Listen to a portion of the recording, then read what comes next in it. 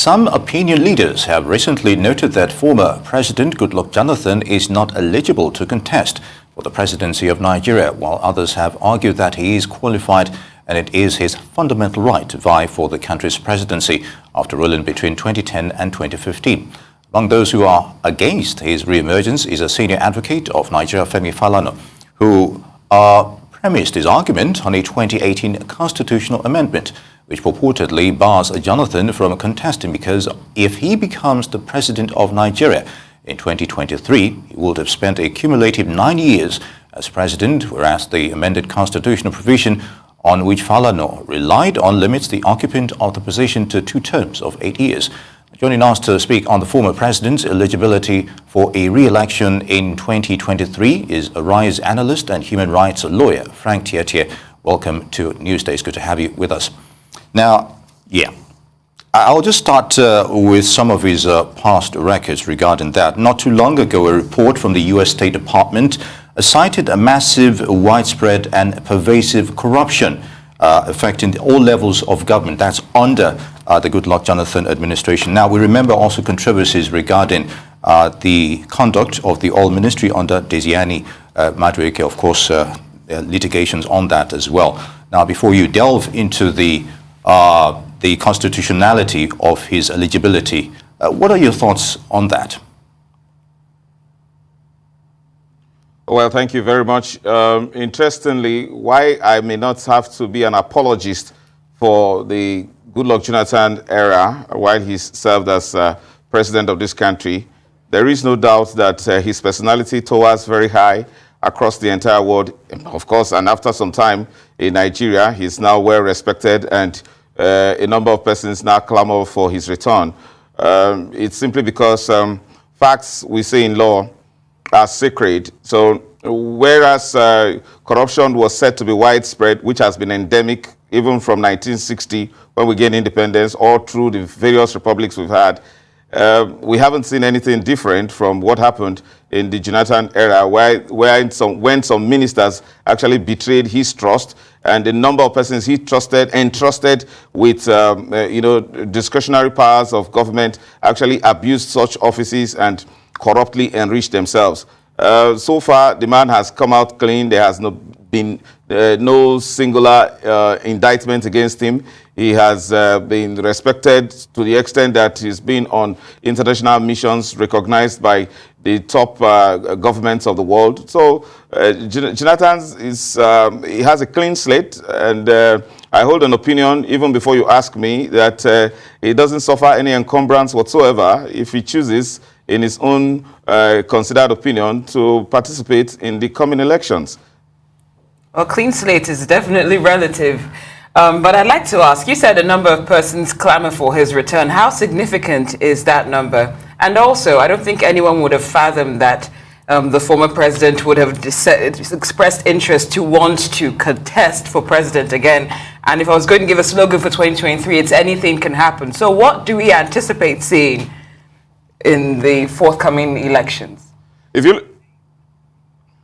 If you look at our democratic history, the history of our democratic journey and the presidents we've had, let's say from 1979, we've always had unwilling persons who have been, foisted on us as presidents, whether you're talking about Shehu Shagari or Olusegun Obasanjo, and then Yaradua, and then Jonathan. They were all presidents by circumstances.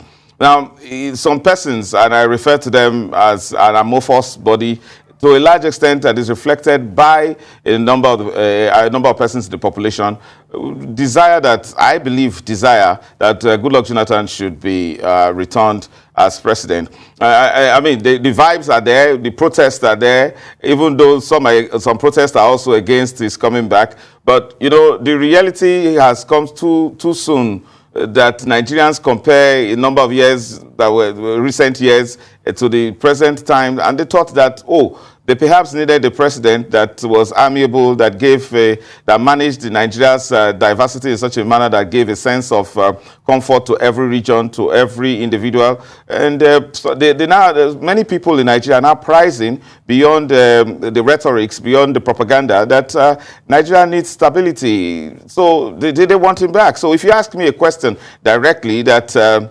what do I think about whether the people really want Jonathan back? I see the vibes, yes, on the streets, and then apart from the political campaigns and those who want to benefit from his coming back, apart from those ones, generally Nigerians actually wish for stability and a man that gives a sense to the presidency that it's for everybody.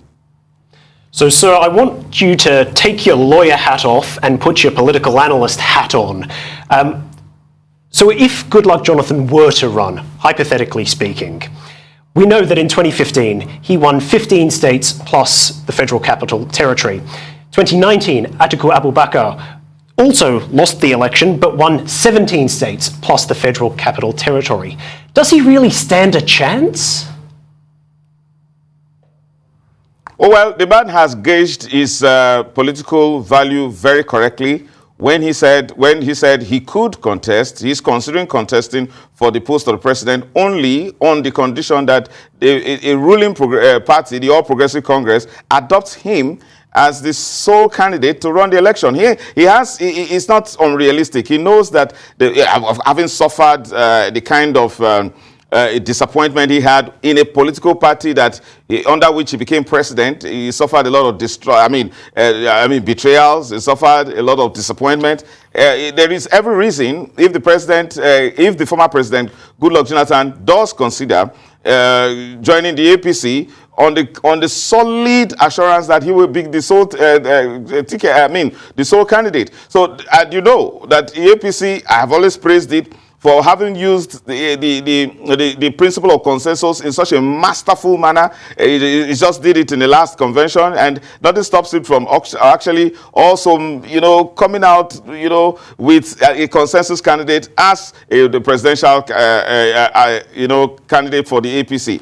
And this is not to forget that the anointed of the president matters a lot. So who knows that the vibes we get in the street, the information we get, the news around coming from the walls of the villa, that the president is most likely, the president I'm talking about, Muhammadu Buhari, is most likely to adopt a consensus in the person of Goodluck Jonathan. And if that happens, I think it will be very difficult for Goodluck Jonathan to reject that kind of offer if truly the president anoints him, and then the president being a very influential figure in determining who becomes the presidential flag bearer of the party, irrespective of the powers of the governors, the influence of the governors on delegates. It's something that is going to be very difficult for former President Goodluck Jonathan to refuse. And I must tell you that a lot of forces are standing to benefit. Apart from the immediate stability of that the country may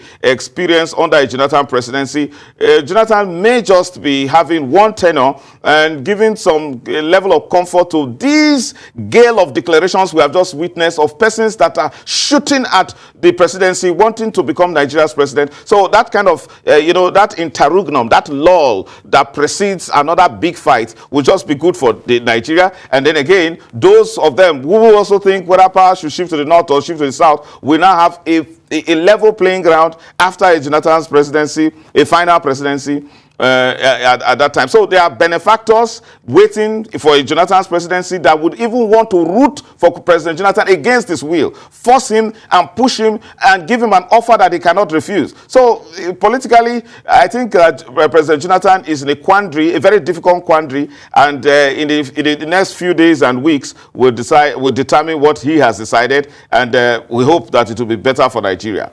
It will be an uphill task for him, realistically, nonetheless, based on your analogy on that. But critics have also argued that back then, former President Jonathan was hostage to some powerful interest, which catapulted him into becoming president. He may have had good intentions, but is the same scenario still prevalent in Nigerian politics today, you think? Let's go back to recent history. President Goodluck Jonathan was a child of circumstances.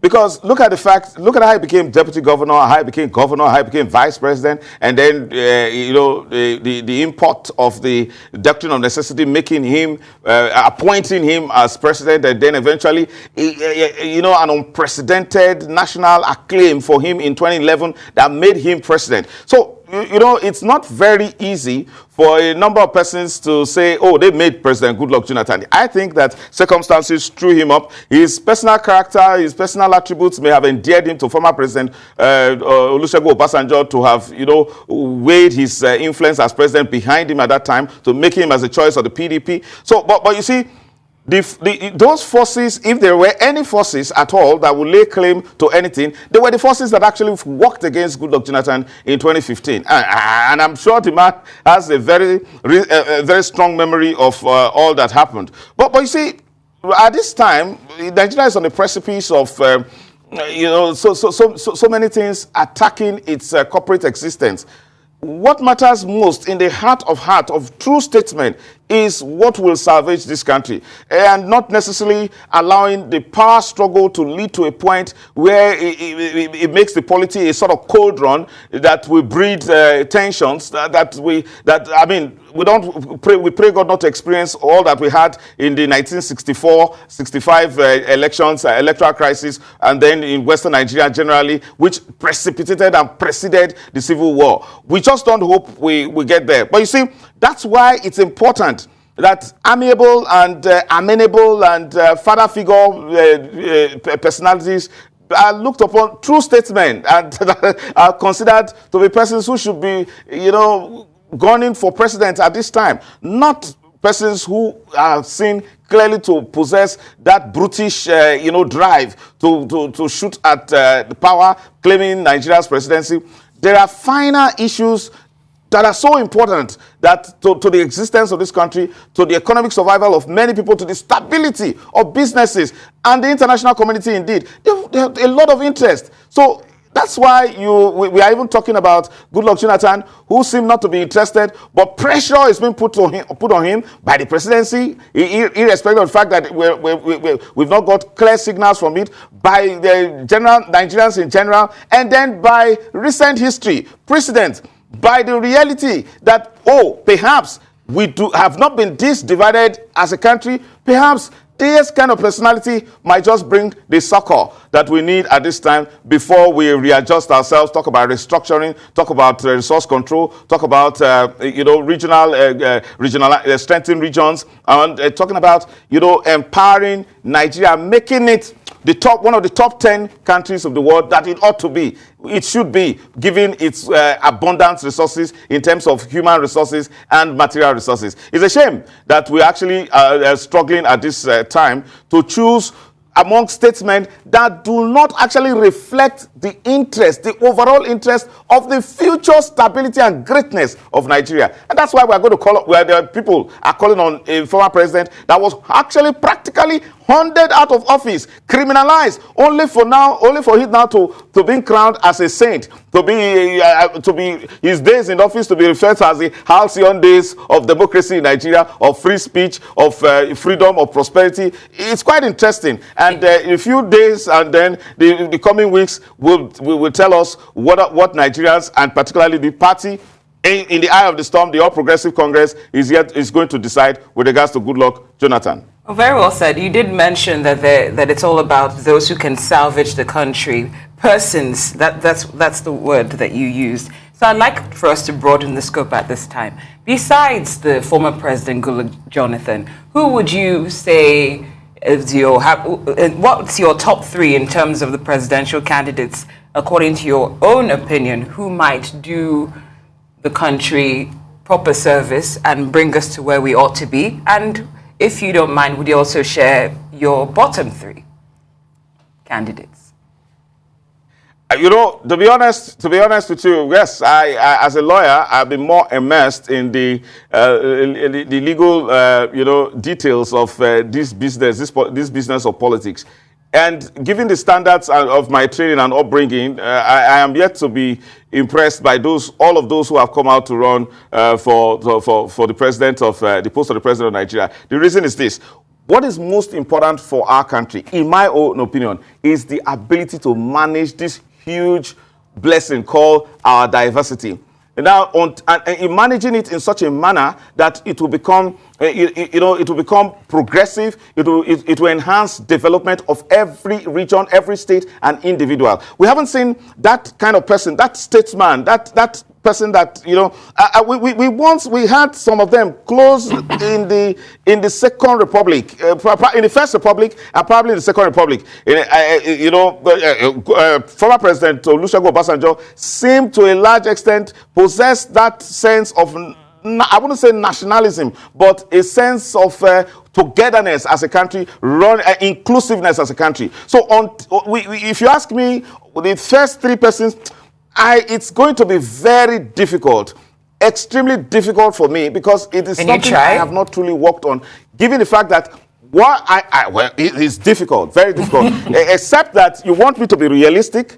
You want me to be realistic to say that, okay, if you have a Vice President Vice President Yemi Osinbajo, who is at this time closest to the presidency than any other person, but however, without much of a political structure to realizing that, without much of an assurance to bringing that to fruition, there's no point mentioning him. But again, look at, it's unfortunate that former President Goodluck Jonathan hasn't been quite decisive on the call, on the pressure, on the immense pressure that has been put on him to run. If he were to decide, I would perhaps consider that he should be given another chance, given the fact that, a number of things that happened in his at his time as a president. Not because I am from the South, but again, we didn't, those of us from the South really didn't benefit from Goodluck Jonathan. Sadly, from 1990, we've been talking about the East-West Road that wasn't completed under Jonathan's presidency. Even as we speak, we talk much of the development we see, even under the APC, ought to have been done by the Goodluck Jonathan presidency. However, as a stickler for unity, as a stickler for togetherness, as a stickler for nationalism that compares Nigeria with the great countries of the world, I want a president who will come and unite us and give a sense of freedom, that we all are free.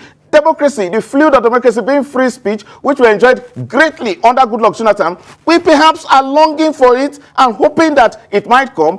And in that case, I do not really see that person who is promising that, good, favorable ground for democracy to thrive as it did under Goodluck Jonathan. So you say that we need a presidency that can unite the country. But we've heard earlier this week groups like Ohienezie and Debo saying that it's time for a president from the Southeast. If Goodluck Jonathan were to run again, even to throw his hat in the ring, is that a slap in the face to the people of the Southeast? Is it their turn? All right, at the time Goodluck Jonathan was president, I think a number of names were given to him, and there was no doubt that he enjoyed tremendous support from the Southeast. It's difficult for me. I'm not supposed to approach an argument from from the personal view, but it's difficult for me to see all of this unnecessary divide coming from considering Southeast, Southwest, South, and all of that. What I do know, from which our history lends credence to, is the easier divide between North and South, and not necessarily the further division of the South or the North in terms of geopolitical regions. So Goodluck Jonathan represents, for me, and it's difficult for me because as not an apologist of Goodluck Jonathan at all, but it's clear that Goodluck Jonathan becomes that that meeting point for the Southeast, the South, and to a large extent the entire southern Nigeria, because of his particular person. So given the records and the history of his person and while in office, it's not difficult for you to be able to predict that the Southeasterners will not in any way have any difficulty in accepting Goodluck Jonathan as a consensus candidate, as a compromise candidate, if ever the man decides to run. Interesting perspective on those issues. Frank Tietie, human rights lawyer and of course a Rise News analyst, I would like to thank you for your input on those issues. Good to have you.